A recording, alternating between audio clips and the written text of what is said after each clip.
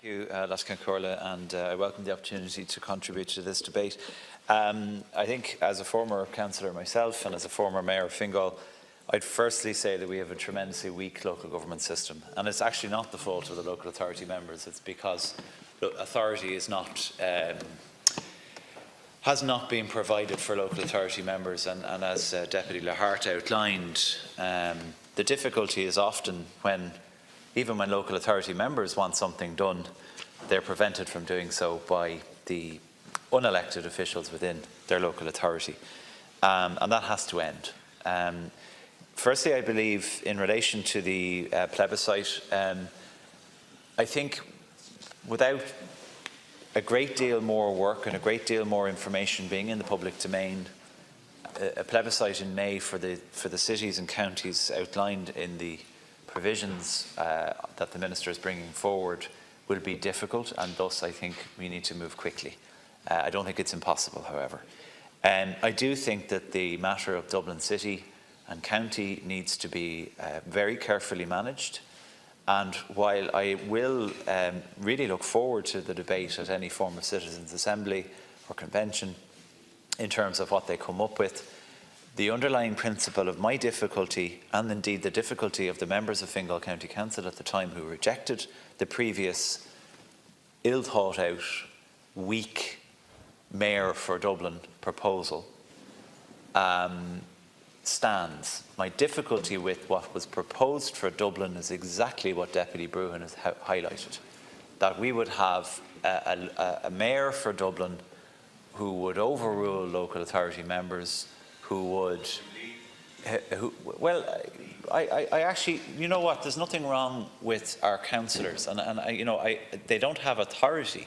They don't have the authority that I think they should have. But the difficulty that I have is, if you elect a celebrity candidate that Deputy Jan O'Sullivan mentioned earlier, which is exactly what will happen when you run a Dublin City Mayor, it'll be like the Euros, it'll be like a presidential election, but for Dublin. And that person will obviously use their platform to either stay in that job for years or catapult themselves into Dáil Éireann and other offices. And I'm not sure that that's to the benefit of the people of Dublin City. But I wasn't talking about Dublin, I'm talking about the concept of mayoralties. And I think we really need to identify what those roles would be. I mean, the concept of retaining the Chief Executive, albeit under the title of Director General, I think is wrong. I think the Mayor will be that person. I don't think we should be creating a ministerial function. I think we should be creating a Mayor in the concept of what a Mayor is, rather than duplicating that which they do in other countries. We have directors of services across local authorities. They should be the persons that are providing coordination between departments along with the office of the Mayor. And as Deputy Ryan and indeed the Minister pointed out, the right thing to do is to form a cabinet of various functional departments within each local authority, and that will be headed by a councillor elected by the council, as is the case in terms of the strategic policy committees.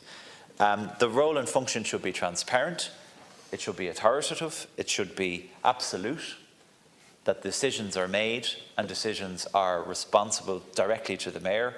The councillor should have budgetary function and retention of that budgetary function, so that the councillors themselves can hold the Mayor to account, because otherwise you only get a say every 5 years and the city or county could be in a mess by then. And that interface between councillors is imperative. The question of pay, both of local authority members and indeed of the Mayor, is important. I would hate to create a Cork City Mayor or Cork County Mayor or a Limerick City Mayor and a Limerick County Mayor who's paid anything less than the role deserves. And that would be at this Chief Executive, current Chief Executive or County Manager pay. The interface then, of course, with other service providers, Deputy Wallace was incredibly cynical and didn't make one positive contribution during his contribution to this discussion, other than referencing the federal system, which of course when Irish people think about a mayor, they think about that. Unfortunately, we don't have a federal system, but the control over An Garda Síochána, the control over, or at least having clout with Irish Water and have a role in that is incredibly important. You know, chairing the Joint Policing Committee isn't going to be good enough, frankly. And thus the Mayor is going to have some sort of interface over policing, even if it is in a suggestive way, a little bit beyond that which we already do as public representatives, because I do think it's important for the Mayor to be able to call in, for instance, Deputy O'Dowd was talking about being Mayor of Louth, potentially in the future, if he is ever retired, which are his words, not mine, from this House. You know, if Deputy O'Dowd was able to call in the Chief Superintendent for the Louth Division on foot of the €950,000 fine of drugs yesterday, I don't think anybody in Louth would mind one bit. I think they'd be happy that the Mayor of one of their major towns in the county of Louth was taking direct control and interest. And it doesn't have to undermine the role of the Commissioner, but there should be some form of thoughtful way of creating an interface. I took my off the clock. Yeah, thank you. I do appreciate your forbearance. Thank you. And I would be very quick. As I said, though, the transparency and authority of those individual members is imperative. I oppose. I was knocked off my proposal just in relation to Dublin. I don't agree with the concept that this debate that might happen in the future with the convention should have one single mayor for Dublin.